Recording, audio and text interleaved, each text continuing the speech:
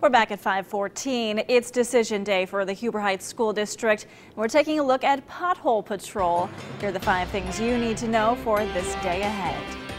The U.S. Supreme Court will hear arguments on whether police can force suspected drunk drivers to have blood drawn. At issue is whether a blood test constitutes an unreasonable search, which is prohibited by the Fourth Amendment. Missouri prosecutors have argued that because alcohol in the body quickly dissipates, police need to act quickly to get a breath test or a blood test. But the American Civil Liberties Union argues that a police officer must obtain a search warrant before compelling a suspect to undergo a blood test. Well, Huber Heights leaders have tough decisions to make at tonight's school board meeting. Last month, we told you leaders recommended sweeping cuts starting in the elementary schools.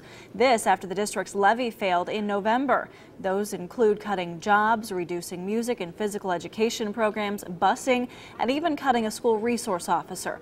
Tonight's meeting starts at 6 o'clock at the Wayne High School auditorium. Well, sticking with education news, plans are in the works to revamp Chaminade Julienne Catholic High School. The formal announcement is set for 10:15 this morning. Of course, stick with 2 News for updates on that one. And pothole patrol continues later this morning in Montgomery County. 1 lane closure will be in effect on the ramp from State Route 49 south to Interstate 70 east. Crews will begin work at 9 o'clock. They should be finished by 3 this afternoon.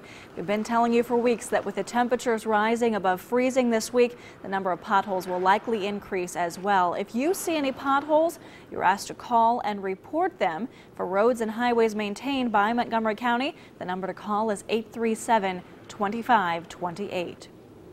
Well, a local workshop is giving you an opportunity to curb mindless emotional eating.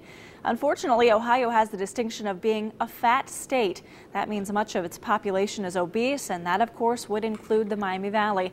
To help get fit, Kettering Medical Center is holding classes tonight and every Wednesday night from 6 to 7:30. Marsha will have more on this story coming up in the next half hour.